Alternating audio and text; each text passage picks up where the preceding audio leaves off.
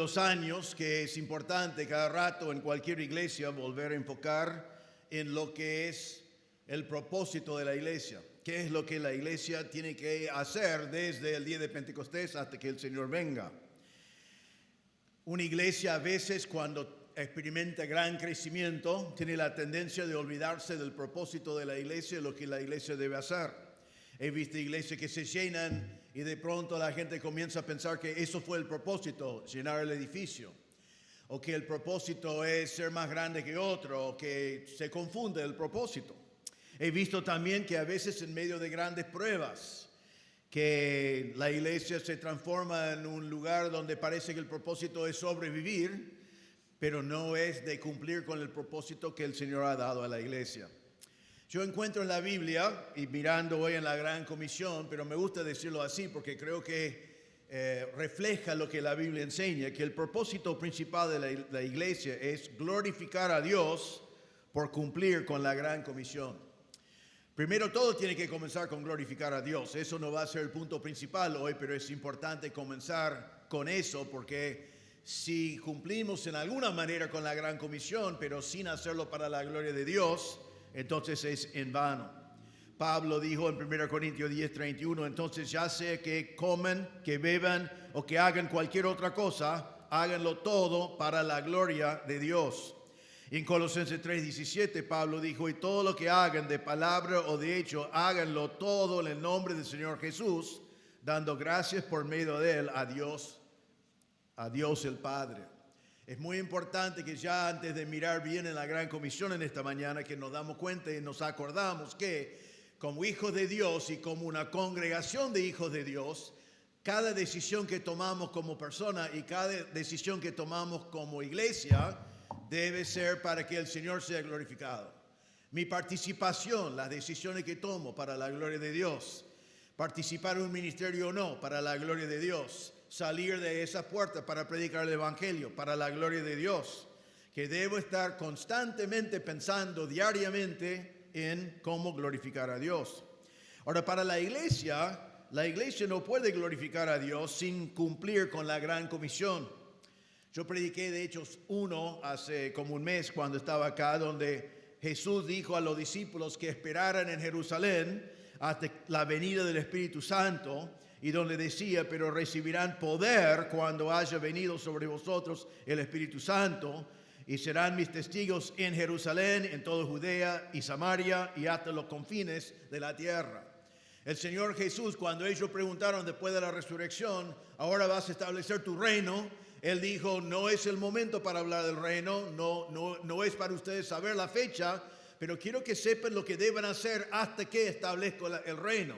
Y eso es salir para ser mis testigos en Jerusalén, en Judea, Samaria, hasta los confines de la tierra.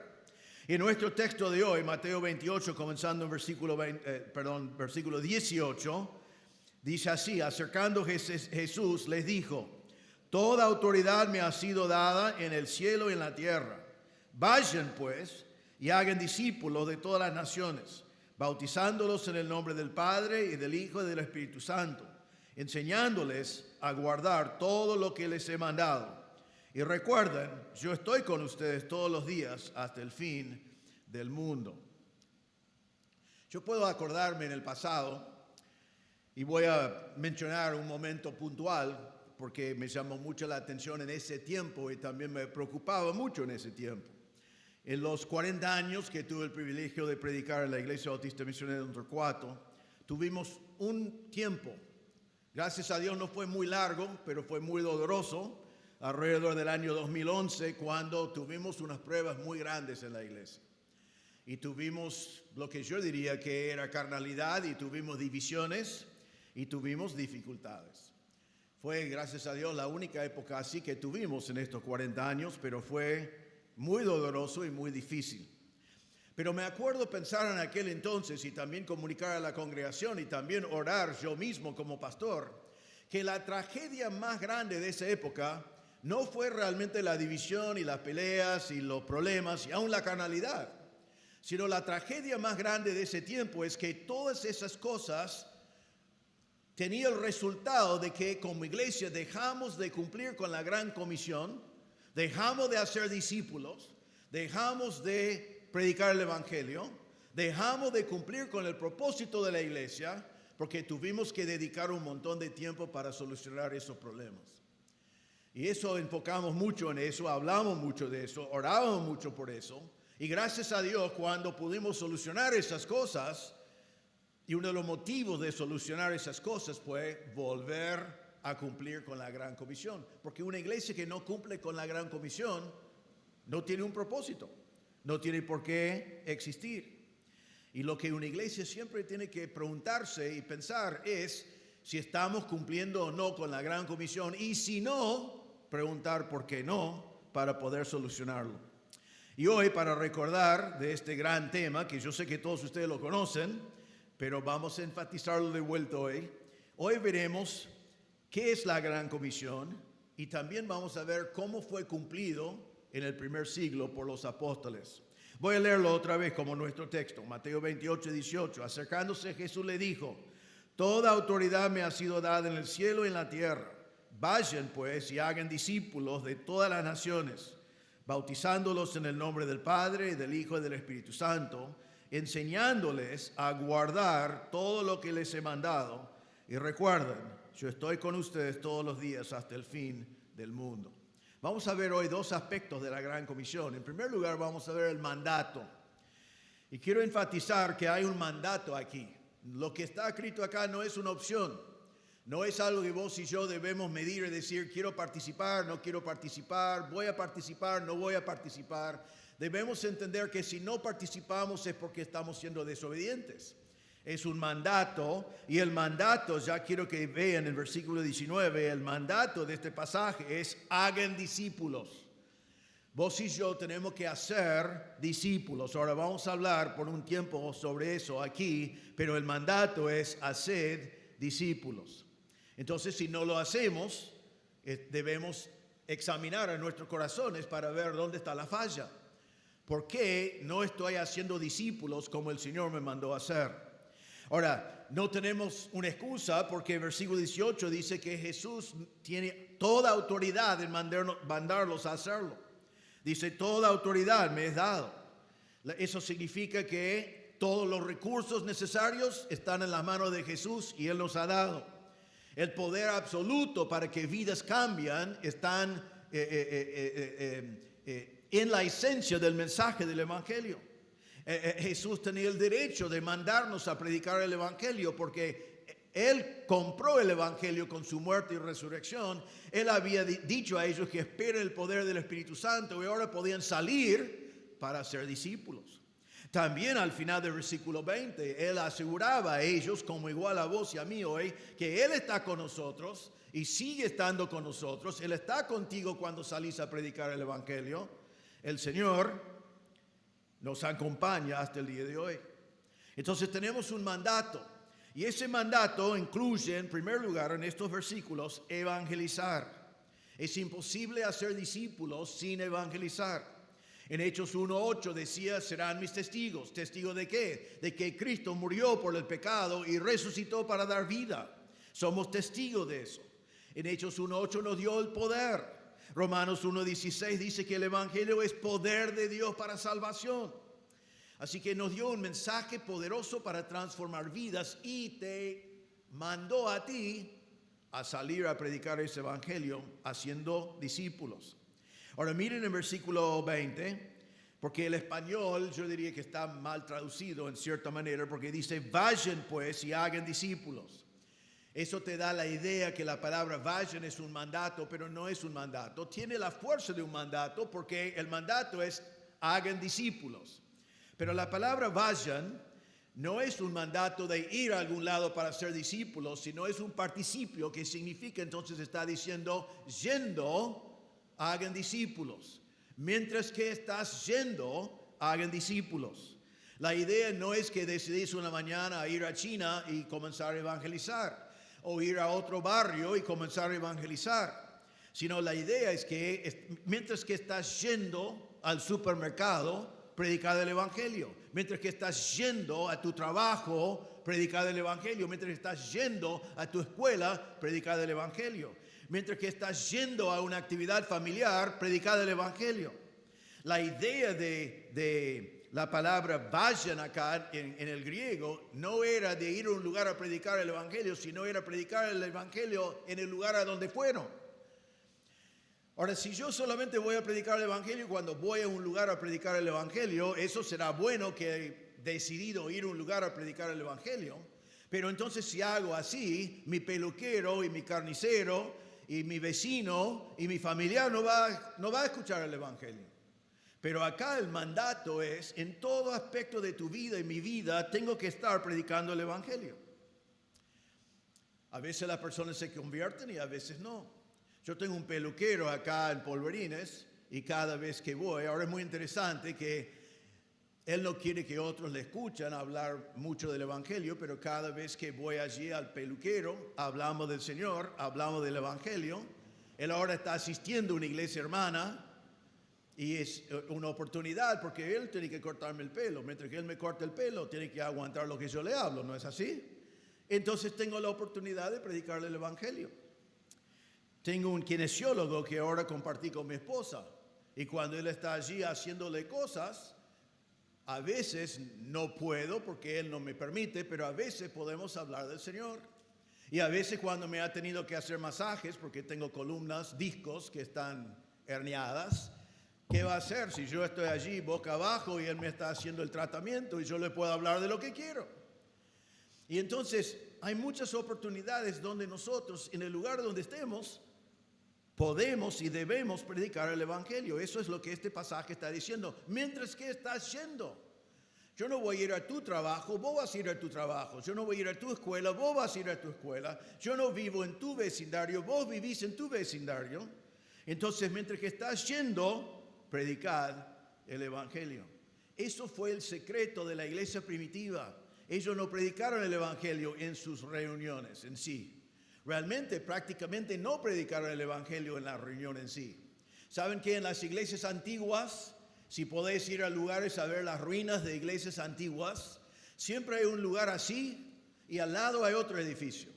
El otro edificio se llama el bautisterio. Y el bautisterio fue un edificio independiente de la iglesia. ¿Sabe por qué? Porque nadie fue permitido entrar en la iglesia hasta que primero fue bautizado. La iglesia era para creyentes. No predicaron el evangelio en la iglesia, pero sí predicaron el evangelio allí afuera, en el barrio, en el lugar de trabajo, en los lugares donde la gente fuera. Entonces predicaron el evangelio en todo lugar. Pablo decía en 1 Corintios 9:16, ay de mí si no predico el evangelio. En Hechos capítulo 8, versículo 4, dice que los que fueron esparcidos por causa de la persecución fueron por todas partes predicando el evangelio. Entonces, en primer lugar, si vamos a cumplir con la gran comisión de hacer discípulos, tenemos que predicar el evangelio. No es para el pastor solamente, no es para el evangelista solamente, es para vos. Si eres un creyente en Cristo, tenés el mandato del Señor de predicar el evangelio. Ahora, en segundo lugar, cuando vemos este mandato, vemos que nos dice que debemos hacer discípulos. Ahora, hay una cosa muy interesante de este mandato. El Señor me manda a mí, te manda a ti a hacer discípulos, pero hay una cosa. Yo no puedo hacer un discípulo. Piensen en eso por un momento. ¿Yo puedo hacer un discípulo? No, yo puedo predicar el evangelio y puedo cumplir con el resto de lo que vamos a ver acá, pero el discípulo depende del poder de Dios en la vida de esas personas. Sin embargo, es un mandato que el Señor me dio, que significa que el Señor me manda a hacer lo que yo tengo que hacer, que es predicar el evangelio, y Él se encarga del resto. Pero también significa que aunque predicamos el evangelio todo alrededor y por allí tenés miedo del rechazo, pero date cuenta que cuando predicamos el evangelio, algunos se van a convertir porque el Señor te mandó a ser discípulos y es el mensaje del evangelio que es el primer paso en su discipulado. Así que vos y yo debemos esperar conversiones. A veces salimos a predicar y esperamos que nos digan que no. Esperamos que ellos rechacen. Esperamos que se burlan. Sin embargo, hay personas que se convierten todos los días porque alguien les predica el evangelio esperando una conversión. Entonces, este mandato no depende 100% de mí, sino es mi deber predicar, es mi deber orar, es mi deber confiar que el Señor está salvando a personas todavía en el día de hoy y esperar que cuando predico el Evangelio, el Señor puede producir en ellos conversión. Ahora, eso significa también que debo entender bien claro lo que es el Evangelio. Me han escuchado decir esto antes, lo digo cada oportunidad que tengo. Es bueno invitar gente a la iglesia, invítenlos, pero no vayan a creer que eso es evangelización. La gente de allí afuera, cuando los invitas a tu iglesia, dicen, ¿por qué voy a ir a tu iglesia? Ni voy a mi propia iglesia. No me gusta mi iglesia. Yo fui cuando era niño, no me trajo nada. He rechazado mi iglesia, he rechazado la religión. ¿Por qué voy a ir a tu iglesia? La iglesia no es el poder de Dios para salvación. Invitar a un evento no es el poder de Dios para la salvación. El Evangelio es poder de Dios para salvación. Así que vaya pensando y orando y buscando la oportunidad. Sí podés invitarle, sí está bien eso, pero no es poderoso como predicarle el Evangelio de Cristo. Y otra vez, como me han escuchado decir, cuando predicas el Evangelio, no le diga que se entrega a Cristo. Eso no significa nada. Eso no está en la Biblia. Eso no salva entregarse a Cristo. Cristo se entregó por ti. Él dio su vida por ti. Tú no tienes que entregarte a Él. Tú tienes que confiar en Él. Tienes que creer en Él. No le digas, como a veces decimos a los niños, invita a Jesús en tu corazón. Eso no es un concepto bíblico. Es lindo decir a los niños, acepten a Jesús en tu corazón. Cuando yo era niño, aceptaba a Jesús en mi corazón docenas de veces y yo no fui salvo. Fue lindo, me hacía sentir bien, pero me dijeron eso, pero eso no me hizo entender que yo fui un pecador, que yo estaba rumbo al infierno, que yo necesitaba confiar en Cristo, quien murió por mí y resucitó. No digas a la gente que toman una decisión, decirles qué es la decisión que necesitan tomar. En Hechos capítulo 2, versículo 38, que vamos a llegar a eso hoy, Pedro le dijo en el día de Pentecostés, arrepiéntense y sean bautizados cada uno de ustedes en el nombre de Jesucristo para perdón de sus pecados. En Hechos 3:19, la iglesia primitiva predicó este mensaje. Por tanto, arrepiéntense y conviértanse para que sus pecados sean borrados. Arrepentirse de su pecado y creer en el Señor Jesucristo, eso es el Evangelio. Y eso es el Evangelio que vos y yo debemos predicar. Debemos predicar el Evangelio esperando conversiones, pero solo va a haber conversiones si el Evangelio que predico es un Evangelio que produce conversión. Y el Evangelio que produce conversión es el Evangelio que dice a la persona, eres pecador, naciste en pecado, estás rumbo al infierno, por eso Cristo murió y resucitó, confía en Él y Él te salvará. Eso es lo que es el Evangelio según la palabra de Dios. En Romanos 10:9 Pablo dice que si confiesas con tu boca a Jesús por Señor y crees en tu corazón que Dios lo resucitó de entre los muertos, serás salvo. Eso es el Evangelio. Entonces predicamos, hermanos, el Evangelio, pero no derrotados, no pensando que no va a pasar nada, sino predicando un Evangelio claro y bíblico y esperando y orando por conversiones. La tercera cosa que vemos en este mandato lo vamos a llamar congregarse. Dice en versículo 19, vayan oyendo, pues, hagan discípulos de todas las naciones, bautizándolos en el nombre del Padre, del Hijo y del Espíritu Santo. Bautizarse no salva a nadie, pero el que va a ser un discípulo, la primera cosa que va a hacer después de convertirse es bautizarse. ¿Sabe que a veces hay una persona que dice, yo soy salvo, pero no quiero bautizarme? Soy convertido, pero no voy a bautizarme. Bueno, tengo que dudar que se convirtió. Porque el que se convirtió antes amaba el pecado y aborrecía a Dios, pero ahora se convirtió y aborrece el pecado y ama al Señor. Y amando al Señor, ¿qué es lo que va a hacer? Va a obedecer al Señor en todo lo que el Señor ha dicho. Y lo que el Señor ha dicho en primer lugar es bautizarse. Entonces, el creyente que realmente se convirtió debe ir corriendo al pastor diciendo, por favor, necesito bautizarme. El Señor me mandó a bautizarme y yo quiero honrar y obedecer a mi Señor bautizándome. Pero también vemos en la Biblia que bautizarse es también la manera de llegar a ser miembro de la iglesia. Ya vamos a hablar de eso. A veces alguien me pregunta, ¿dónde habla de membresía en la iglesia? Y yo digo, está por todo el Nuevo Testamento. Y ellos dicen, pero no encuentro la palabra membresía. Es verdad, la palabra membresía no está. Lo que encontramos en la Biblia, le voy a mostrar en unos minutos, que la entrada a la iglesia, la membresía, es el bautismo. Una vez que alguien se bautizó, era parte de la iglesia, automáticamente. Y los que eran parte de la iglesia también podían ser disciplinados. Los que eran parte de la iglesia también podían elegir diáconos, lo vemos en Hechos capítulo 6. Todos los que participaron en la iglesia, su participación comenzó con bautizarse. Entonces, el mandato nos manda a predicar el evangelio para ser discípulos, bautizándolos y entonces implícitamente congregándolos. Cuando nosotros llevamos el evangelio allí afuera y alguien se convierta, la primera cosa que queremos hacer es animarle a bautizarse y traerlo a la iglesia, a congregarse con nosotros.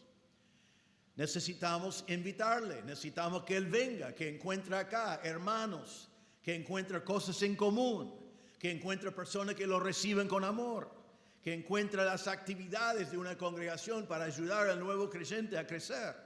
Porque el ambiente el ambiente que el Señor nos dio para ayudar a un bebé en Cristo es la iglesia.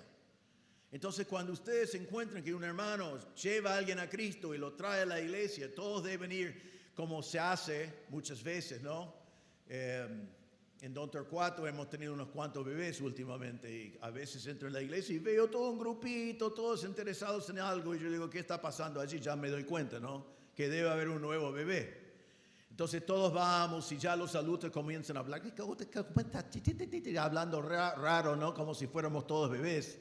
Y el bebé capta la imaginación y la atención de todos. Así debemos ser con el bebé en Cristo. Cuando viene a la iglesia, debemos considerar que es su bebé, pero es nuestro bebé.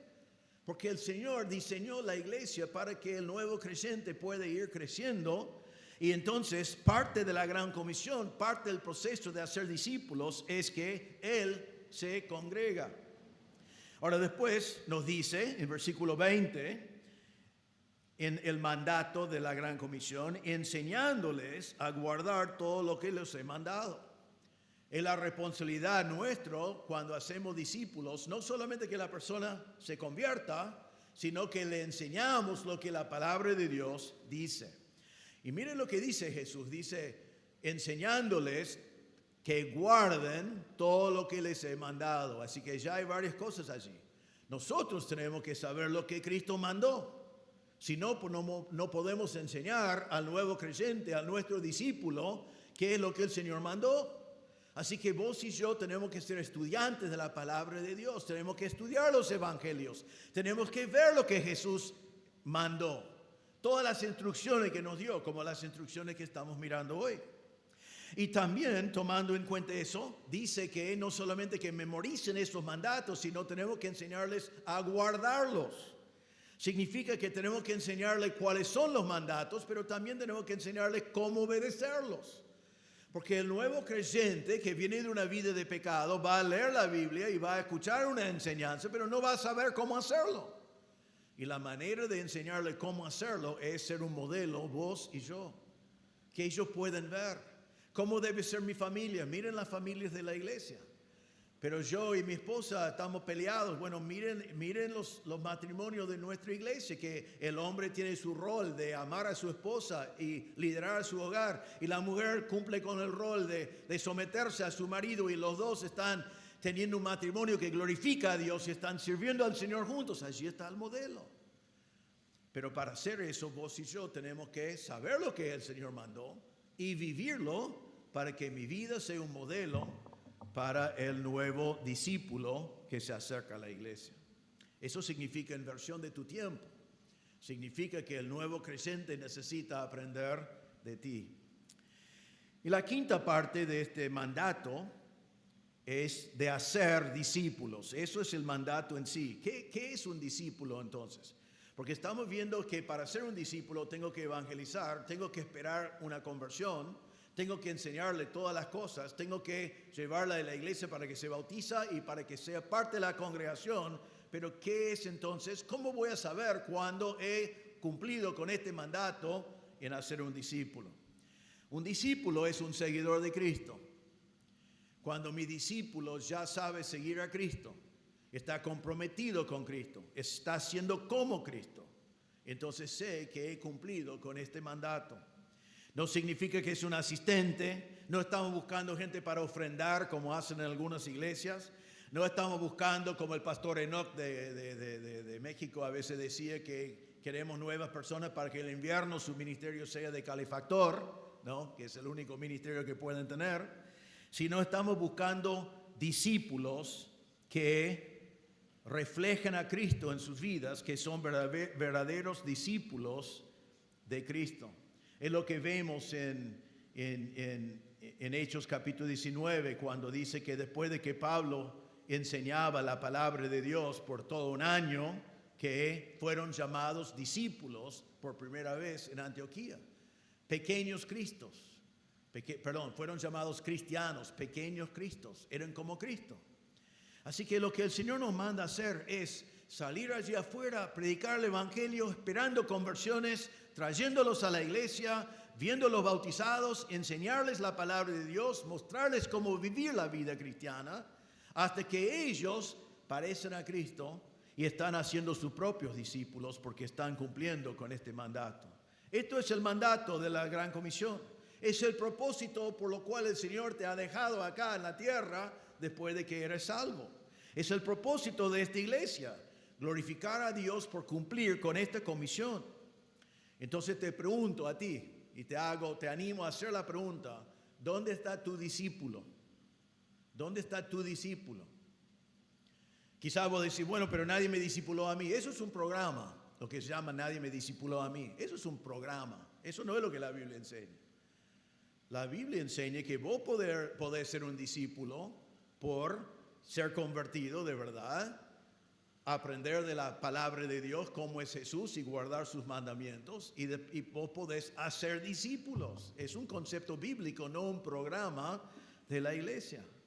Entonces te animo, si no podés ver en tu vida donde hay un discípulo, sabes que no estás predicando el evangelio, sabes que no estás trayendo ese discípulo a la iglesia, sabes que no estás cumpliendo con esta comisión, te animo a pedir del Señor de nuevo para hacerlo, y que tú decidas no ser desobedientes a la gran comisión, sino obediente en decir, esto está hablando de mí, esto es mi mandato. No sé qué va a hacer el que está sentado al lado mío, lo que va a hacer el resto de la iglesia, pero yo voy a cumplir con este mandato, yo voy a ser obediente a esto. Esto es el mandato, esto es el mandato de la gran comisión, no es opcional. Pero dije que vamos a ver dos aspectos de esta gran comisión hoy, y ahora que hemos visto el mandato, quiero que veamos el ejemplo. Ahora, para el ejemplo, te animo a ir conmigo a Hechos capítulo 2, porque a veces alguien dice algo y cada uno lo interpreta a su manera. Uno podría decir, ¿qué es lo que Jesús quería decir acá?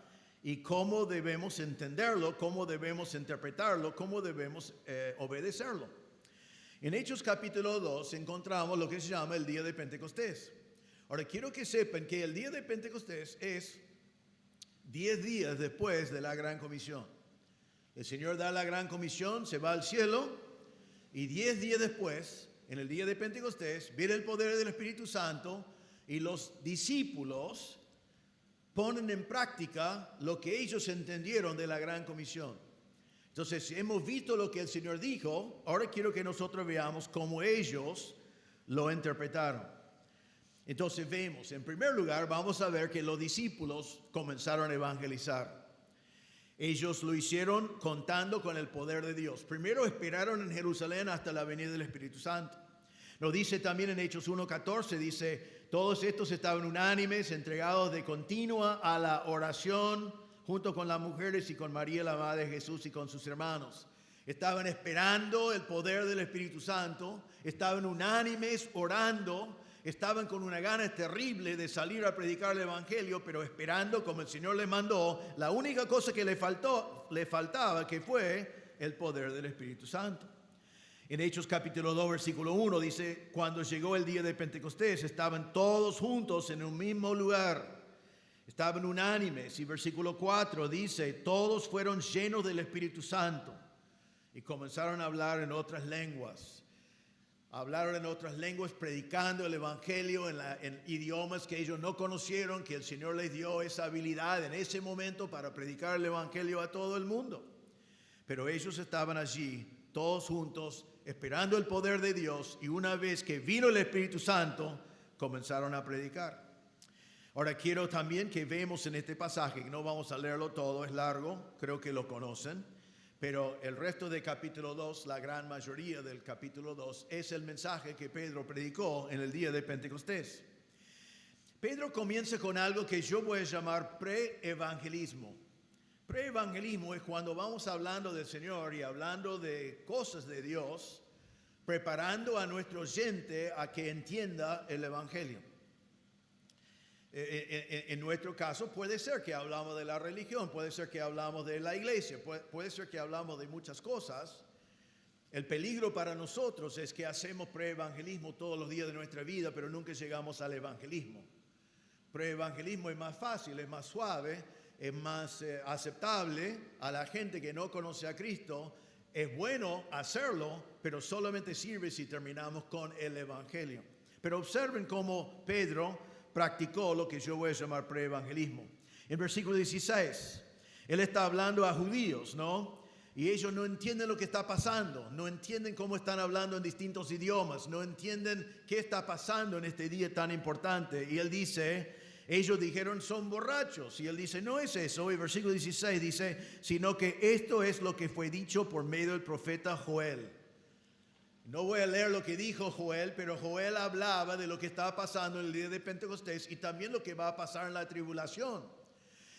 Y Pedro, hablando a los judíos, toma lo que ellos ya sabían, lo que ya entendieron. Sabían del profecía de Joel, entendieron el profecía de Joel, y entonces ellos en su falta de entendimiento, en su acusación de que fuera una cosa rara, él dice, ojo, ya vamos a comenzar con lo que ustedes conocen. Esto es lo que habló Joel. Ah, es lo que habló Joel. Ah, bueno, ya estoy entendiendo un poquito mejor. Eso es preevangelismo. Comenzaron con lo que ya entendieron y lo explicaron. En versículo 22, recuerden también, estamos en Jerusalén. Estamos como 50 días después de la Pascua, cuando Jesús murió y resucitó. Toda esta gente sabía lo que había pasado en esos días en Jerusalén. Y Pedro ahora dice en versículo 22, hombre de Israel, escuchen estas palabras. Jesús el Nazareno, varón confirmado por Dios entre ustedes, con milagros, prodigios y señales que Dios hizo en medio de ustedes, a través de él, tal como ustedes mismos saben. ¿Ves? Ahora él habla de Jesús.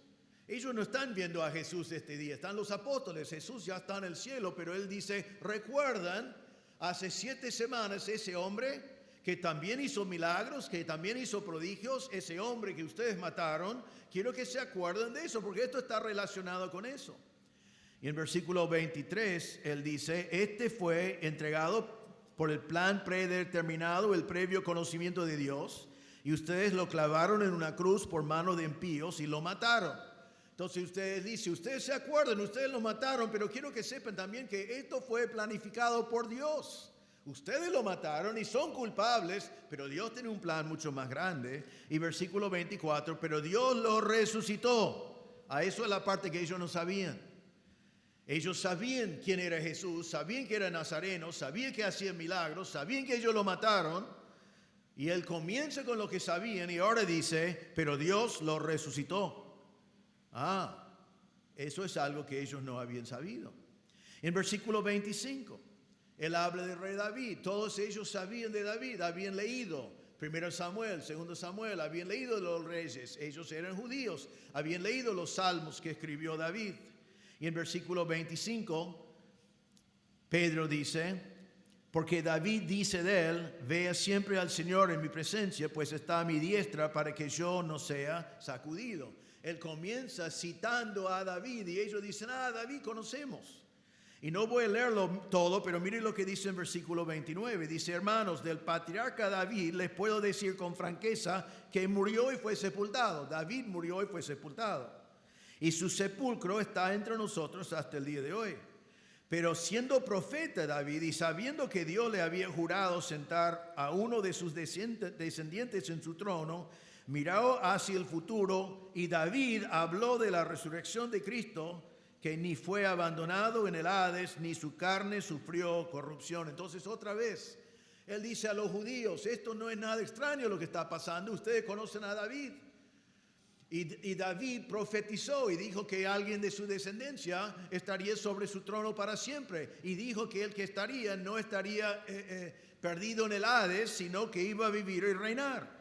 En versículo 36 dice, sepa pues con certeza toda la casa de Israel que este Jesús a quien ustedes crucificaron, Dios lo ha hecho Señor y Mesías. ¿Quién es el Mesías? El hijo de David. Entonces el punto que quiero marcar acá es que no es malo comenzar donde está la gente. Estos fueron todos judíos, sabían de Joel, sabían de David, sabían de lo que había hecho Jesús. Era necesario comenzar con eso para que cuando Pedro llega al mismo mensaje del Evangelio, ellos lo podían entender. El propósito del preevangelismo es para que la persona cuando escuche el Evangelio sabe de qué estamos hablando. Hoy en día, quizás, probablemente no estás hablando con judíos. Quizás estás hablando con alguien que rechazó la religión cuando era niño. Y ya no quiere saber nada de la religión y cuando vos le hablas de tu iglesia o de Cristo, está pensando que estás hablando de la religión. Cuando la verdad es que la religión que esa persona rechazó, nosotros también lo rechazamos. Una religión por obras, una religión hipócrita, una religión que dice si hago ciertas cosas el Señor me acepta en el cielo, cosa que la Biblia no enseña. Y esas personas que han seguido o buscado esa religión se frustraron y al final lo abandonaron, dijeron no me dio paz, no me dio vida, no me dio nada. Quizás tenemos que comenzar allí y decir también rechazamos la religión, tampoco confiamos en la religión, no te estoy hablando de la religión. Quizás es una persona que fue a una iglesia y fue defraudado por la iglesia. Y tenemos que decirle que ninguna iglesia es perfecta, pero no estamos buscando o basando nuestra salvación en la iglesia en sí, sino en la obra de Cristo en la cruz. No es malo comenzar dónde está la persona y hay que conocer a las personas con las cuales hablamos, sabiendo dónde están para que podamos preparar el terreno para que puedan entender el Evangelio. Eso es el propósito del preevangelismo, porque muchas personas han rechazado la religión y creen que todos somos religiosos, igual como lo que han rechazado. Pero nosotros estamos hablando de Cristo, Cristo que vive, y estamos hablando de conversión que transforma vidas y da paz a la persona que no lo tiene y da vida a la persona que está rumbo al infierno y da una vida cambiada a la persona que es esclavo del pecado. Entonces, preevangelismo. Pero preevangelismo no es suficiente. Pedro llega al Evangelio, capítulo 2, versículo 30. Dice, pero siendo profeta David y sabiendo que Dios le había jurado sentar a uno de sus descendientes en su trono, miró hacia el futuro y habló de la resurrección de Cristo, que ni fue abandonado en el Hades, ni su carne sufrió corrupción. A este Jesús resucitó Dios, de lo cual todos nosotros somos testigos. Después del preevangelismo llega el Evangelio. Este Cristo que ustedes mataron es Dios, es el Hijo de Dios, es el Mesías. Ustedes lo vieron muerto, Él resucitó, Dios lo resucitó por nuestros pecados. Versículo 36. Dice, sepa pues con certeza toda la casa de Israel que a este Jesús a quien ustedes crucificaron, Dios lo ha hecho Señor y Cristo. Él es Dios, Él es el Mesías, el que ustedes mataron. Y cuando ellos preguntan, versículo 37, ¿qué entonces hemos de hacer? Pedro le dijo en versículo 38, arrepiéntense y sean bautizados cada uno de ustedes en el nombre de Jesucristo para perdón de sus pecados. Entonces, comienza con el preevangelismo, termina con el mensaje claro del evangelio. ¿Y qué está incluido en ese mensaje? Pecado. Necesitaban perdón de sus pecados. Son pecadores. La gente no quiere escuchar que son pecadores, pero saben que son. Y necesitamos predicar que son pecadores, que no pueden solucionar su problema de pecado, que hacer una buena obra no borra mi pecado, que la paga del pecado es la muerte. Necesitan entender todo eso. Incluye pecado, incluye arrepentimiento. Versículo 38, arrepentimiento. Es un cambio de mente. Antes negaba que era un pecador, ahora reconozco que soy un pecador y abandono mi pecado. No quiero saber más nada de mi pecado. Estoy arrepentido de la palabra, estoy triste por mi pecado. No quiero saber más nada de eso. Aún eso no me salva, pero eso es necesario para que yo sea salvo. Y después es creer en el Señor Jesucristo como mi Salvador. Eso es lo que encontramos en la palabra de Dios, que es el verdadero evangelio. Arrepentíos y convertirse para ser salvo. Creer en Jesús. No es la iglesia nos salva. No es la religión nos salva. Y hermanos, la decisión que tenemos que poner delante de cada persona alrededor que nosotros encontramos en este mundo es lo que dice en Juan 3:36. Jesús dijo, el que cree en el Hijo tiene vida eterna. Pero el que no obedece al Hijo no verá la vida, sino que la ira de Dios permanece sobre él. Siempre citamos Juan 3:16. A mí me gusta aún más Juan 3:36. El que cree tiene la vida. El que no cree, la ira de Dios está sobre él. ¿Qué es tu decisión? Eso es lo que tenemos que enfrentar a la gente con esa decisión. Preevangelismo para que entiendan, pero el evangelio para que se conviertan. Después vemos que los apóstoles esperaban conversiones. Me encanta el versículo 37. Nunca me pasó cuando yo estaba predicando, pero Pedro estaba predicando. Y de pronto la gente dice, basta ya, corta el mensaje. Eso sí, he tenido gente que querían que yo cortara el mensaje, ¿no? Pero ellos no querían que se cortara porque estaban mirando sus relojes, sino ellos dijeron, basta, pará. Y en versículo 37 dice, conmovido profundamente, dijeron a Pedro y a los demás apóstoles, hermanos, ¿qué haremos? Si nosotros matamos al Salvador del mundo, si nosotros por nuestros pecados Jesús murió, Jesús es el Salvador, si Jesús es el Mesías, deje de predicar, ¿qué solución hay para nosotros? Él no tenía que hacer 10 versículos o estrofas de una canción o rogar que la gente haga una manifestación de fe, no tenía que pedir que levanten la mano. Ellos dijeron, ¿qué podemos hacer? Somos culpables, necesitamos ser salvos. Y él les predicó el evangelio claro. Y mire lo que pasó. En versículo 40 dice, Pedro con muchas otras palabras testificaba solemnemente y les exhortaba diciendo, sean salvos de esta perversa generación. ¿Y qué pasó? Versículo 41. Entonces los que habían recibido su palabra fueron bautizados y se añadieron aquel día como 3,000 almas. 3,000 personas se convirtieron.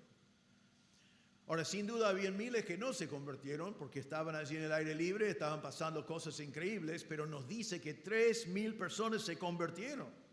Eso significa que 3,000 personas pasaron de la muerte a la vida, 3,000 personas fueron transformados, 3,000 personas tenían sus vidas cambiadas y vemos que fue una conversión verdadera porque 3,000 creyeron. ¿Cuántos se bautizaron? Ayúdenme, ¿cuántos se bautizaron? ¿Cuántos? ¿Cuántos? 3,000. 3,000 creyeron y ¿cuántos se bautizaron? 3,000. En mi ministerio pastoral se convierte en 300 y bautizan 27. Porque probablemente 27 son los verdaderos convertidos. Aquí 3,000 creyeron y 3,000 se bautizaron. En ese mismo día, allí en Jerusalén, donde ni hay mucha agua, ¿no? Yo imagino que usaron los mikves que están allí, que eran los baños que los judíos usaron para purificarse antes de entrar en el templo. Pero se bautizaron 3,000 personas ese día y dice que 3,000 personas se añadieron a la iglesia y versículo 42 dice que 3,000 personas se dedicaban a la palabra de Dios, se perseveraban en la doctrina de los apóstoles, fueron convertidos. Sus vidas cambiaron.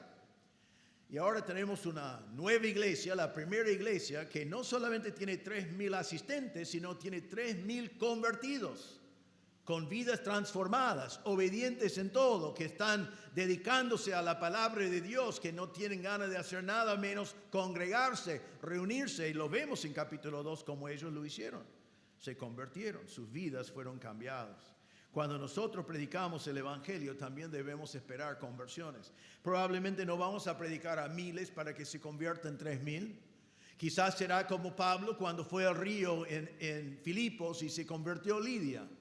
Quizás será como Pablo cuando estaba en la cárcel y se convirtió el carcelero. Quizás será como cuando Pablo fue a Atenas y estaba allí en el Areópago predicando y muchos se burlaron y algunos dijeron ya vamos a escuchar de esto más adelante, pero algunos están nombrados que se convirtieron. Pero debemos predicar el evangelio confiando que algunos se van a convertir porque el Señor sigue tomando el mensaje del evangelio y salvando a personas. Nosotros debemos contar con eso y creer que el Señor va a convertir a algunos. Ahora, una vez que se convirtieron, ¿qué hicieron los discípulos con ellos? Miren versículo 42.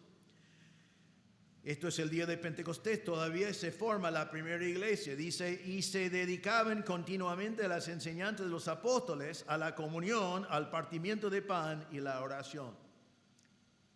Se congregaron. Esto es la primera iglesia. Ahora es interesante, ellos no tenían edificio. Se convirtieron 3,000. ¿Dónde vas a reunir a 3,000 personas? No tenían edificios. Realmente no tenían edificios por casi 300 años, porque después vino la persecución. Sin embargo, se congregaron. ¿Sabe dónde se congregaron? Se congregaron allí en el monte del templo, que podés ver hoy por internet si querés ver el monte del templo que está todavía. Y allí en el pórtico de Salomón, que era parte del monte del templo, se congregaron. Allí delante de los judíos que después los iban a perseguir, delante de todo el público que estaba alrededor, pero ellos querían congregarse.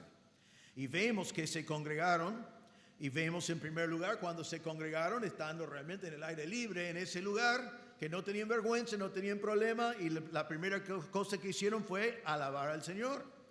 En versículo 42 dice que participaron en el partimiento del pan. Significa que estaban participando de la cena del Señor.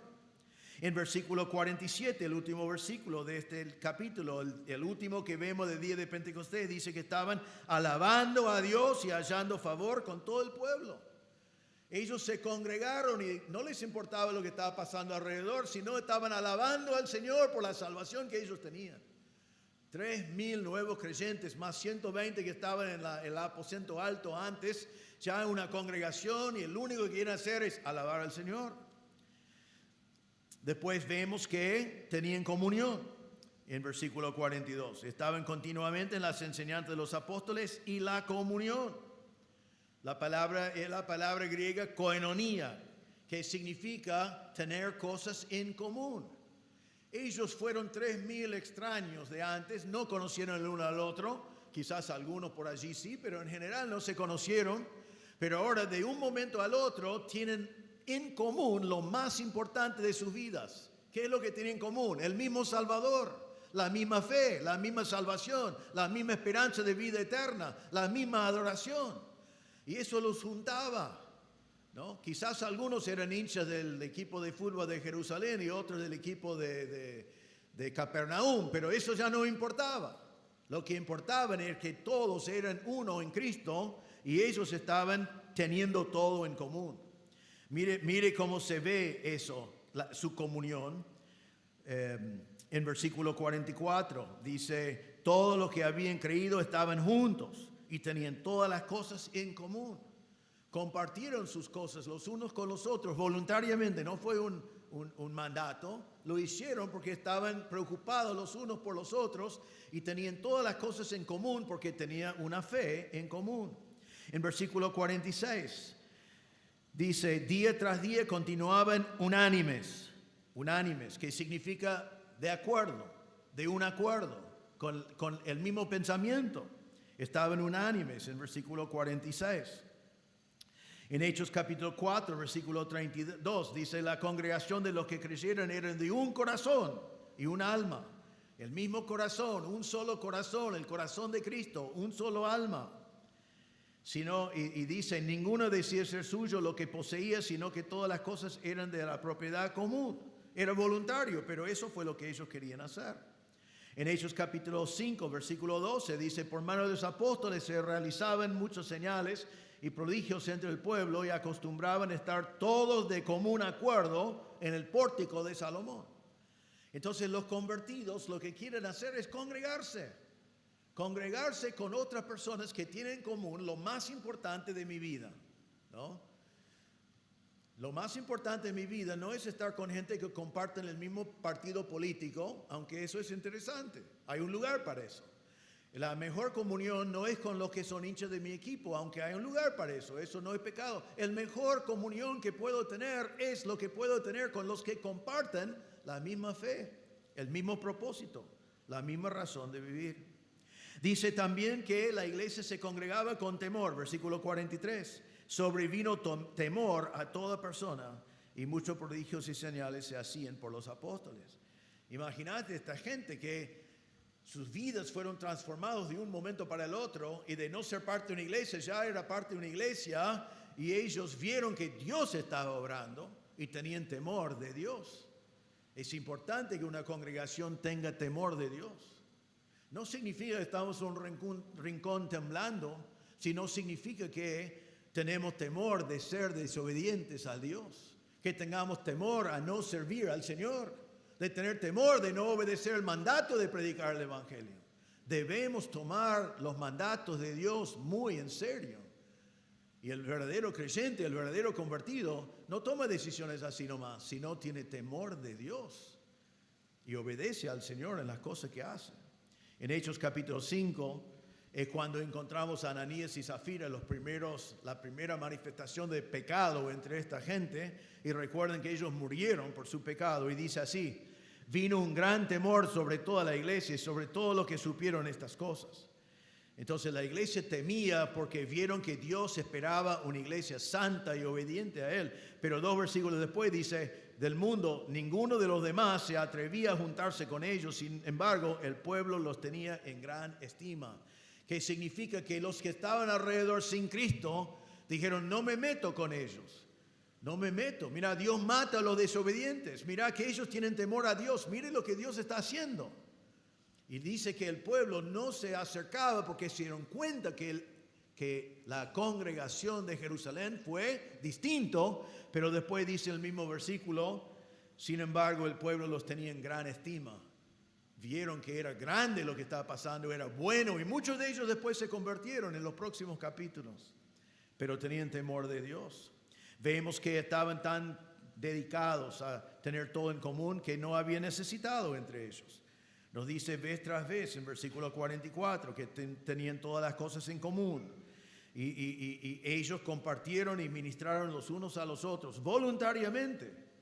Pero esto fue la clase de congregación que había de 3,000 convertidos. Era lo que se ve en versículo 42, que tenían comunión, porque tenían todo en común. Practicaron alelón, ministraron los unos a los otros.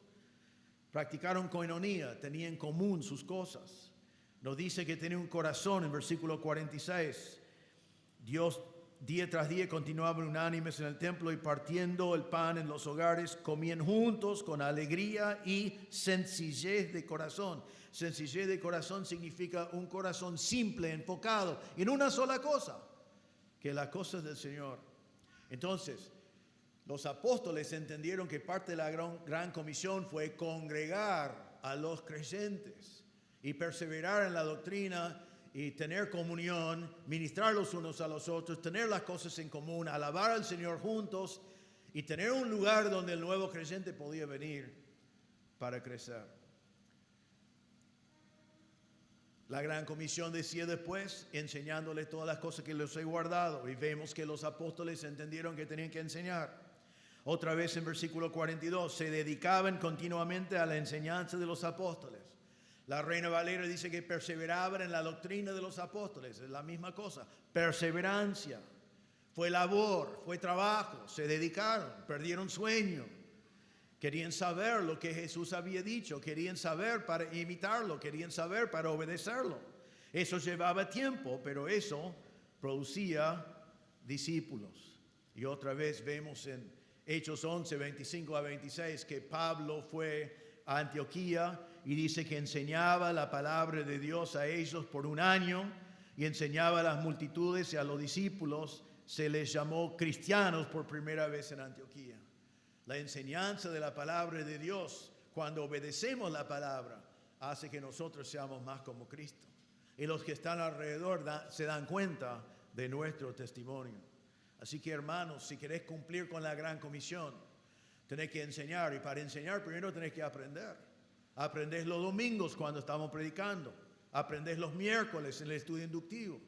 Aprendés en la facultad cuando hay materias que podés tomar para avanzar en tu conocimiento del Señor Jesucristo. Avanzás en tu conocimiento en tu propio tiempo devocional. Salmo 119:5 dice, lámpara es a mis pies tu palabra y luz para mi camino. No vas a saber cómo andar en tu vida sin la palabra de Dios. La palabra de Dios es la luz que te da sabiduría para vivir tu vida, pero si no lo lees, vas a encontrar que estás perdido en tu vida en algún momento.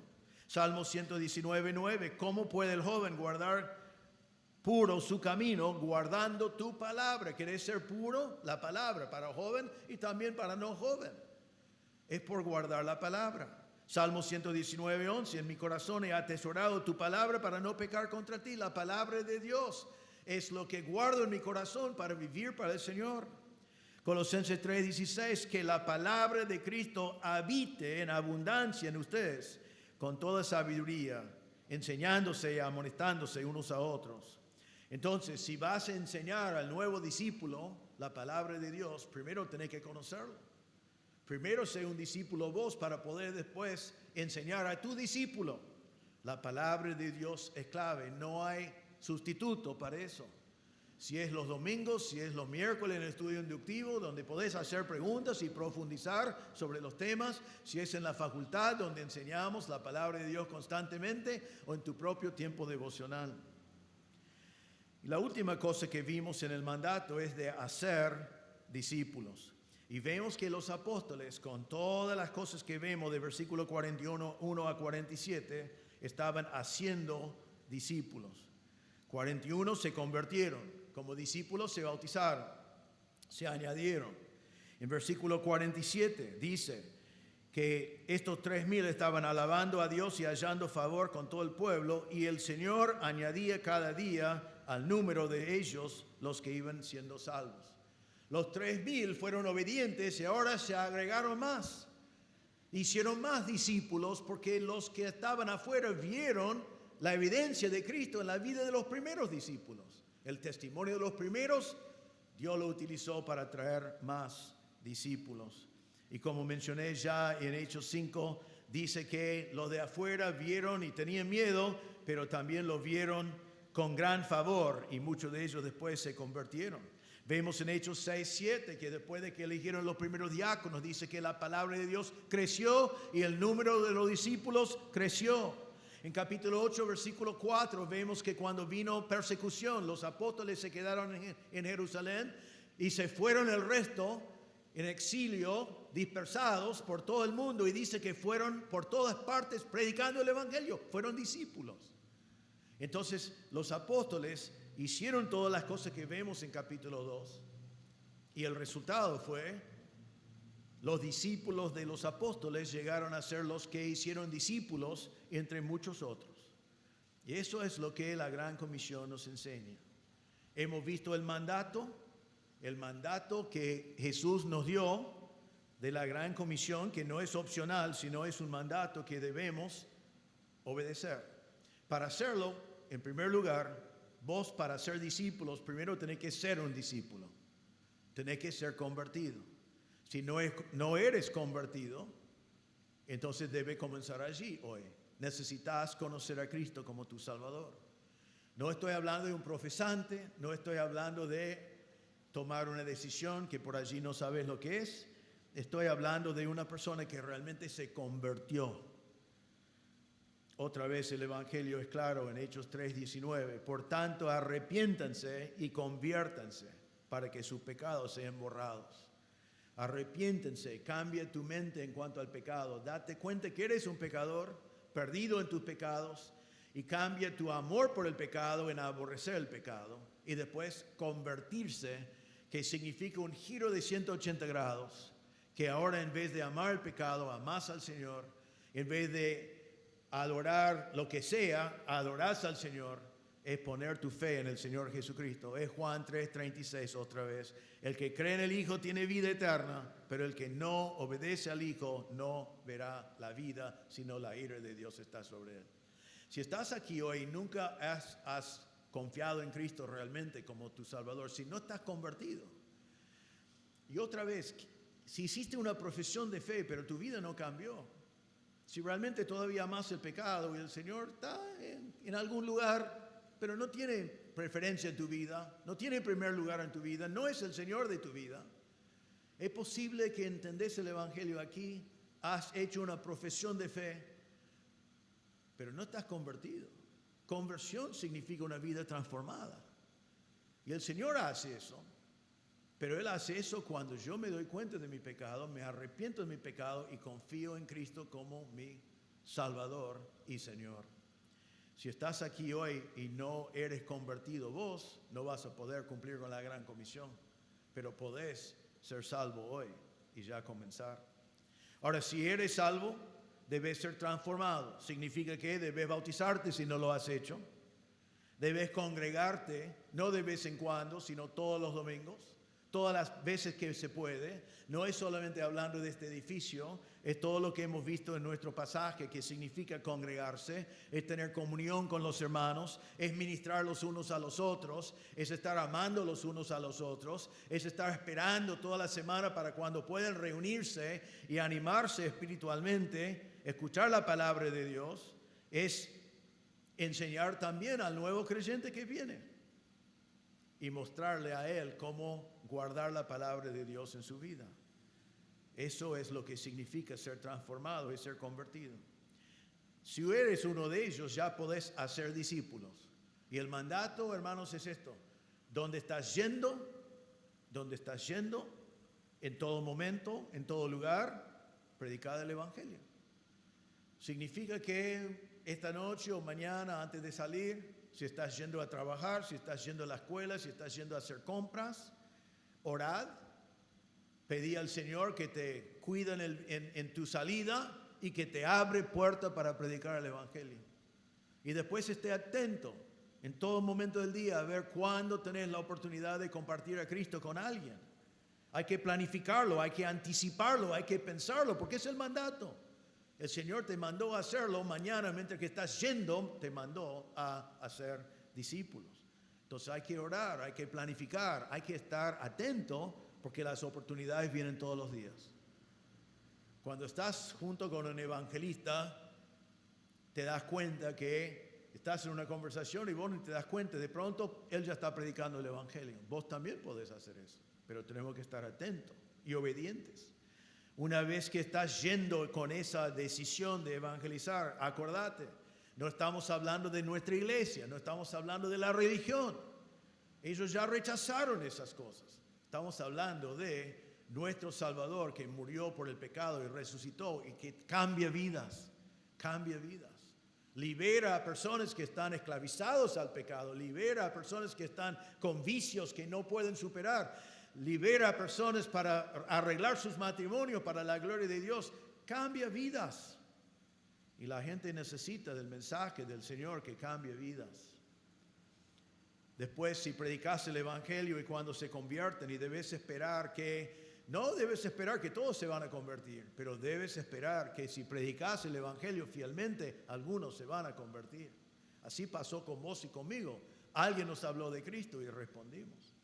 Ahora sí tenés que traerlo a la iglesia.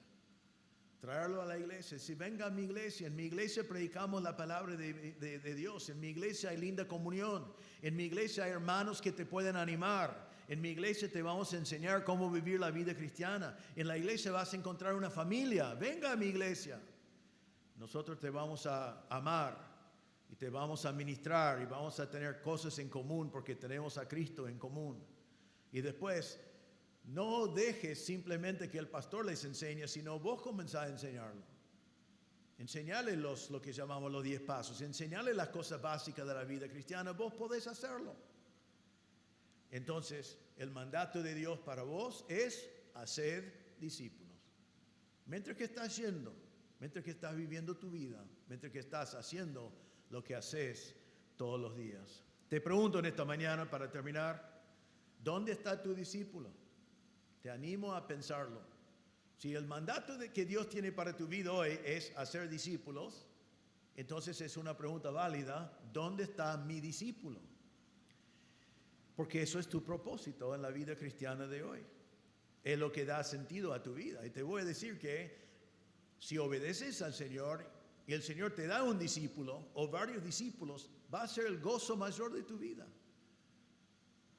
Ver que el Señor te utilizó para que alguien se convierta y después poder invertir en su vida y verlo crecer hasta que Él mismo sea un discípulo de Cristo que está haciendo discípulos también. Es el propósito de tu vida. ¿Dónde está tu discípulo? Si no tenés, podés comenzar hoy en obediencia a este mandato. Es el propósito de tu vida, es el propósito de esta iglesia. Así que hermanos, tenemos un mandato, no es opcional. Es un mandato de Dios para tu vida. Pero no solamente tenemos el mandato, sino en Hechos 2 tenemos el ejemplo. Allí podemos ver qué entendieron ellos y cómo lo hicieron para que nosotros también sepamos cómo hacerlo. Vamos a orar. Señor, te damos gracias.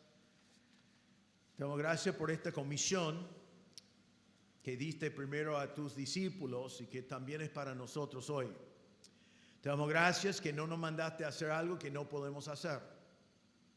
Nos mandaste con tu autoridad, con el poder del Espíritu Santo, con el poder del mismo Evangelio, y nos mandaste a ser discípulos, que significa que si somos fieles en predicar, tú vas a producir en algunos una conversión genuina. Señor, que ninguno de nosotros estemos pensando, esto es opcional para mí, sino que cada uno de nosotros tomamos muy en serio que es un mandato que tú nos has dado a cada uno de nosotros de hacer discípulos. Y Señor, que estemos decididos, comenzando hoy a la tarde, mañana a la mañana, que en los lugares donde estamos yendo, que va a ser diferente para cada uno de nosotros, que en el lugar donde estamos yendo, que estemos comprometidos con obedecer tu mandato de hacer discípulos. Y pedimos, Señor, primero como personas y después como iglesia, que esta iglesia sea un lugar lleno de nuevos discípulos, donde los nuevos convertidos puedan venir y estar bien recibidos, recibir el amor de la coinonía, de las cosas en común, de la familia de Dios, y que sea un lugar donde puedan crecer y conocer la palabra de Dios. Señor, pedimos que tú llenes este lugar con nuevos discípulos que también hagan también a otros discípulos. Por fin, al último, Señor, pedimos que si hay alguien presente que no ha sido convertido, que no puede ver cambios en su vida, que no ve la evidencia de una vida nueva, que tu Espíritu Santo en este mismo momento le convence de su pecado y su necesidad de realmente confiar en Cristo como Salvador, y que hoy podía poner su fe en Cristo como su Salvador. Y pedimos, Señor, que como los que son convertidos hoy, que esa conversión se ve en todas las decisiones de su vida, mientras que viven una nueva vida para la gloria de tu nombre. Pedimos que tu Espíritu Santo aplique estas verdades a nuestros corazones en esta mañana. En el nombre del Señor Jesús pedimos.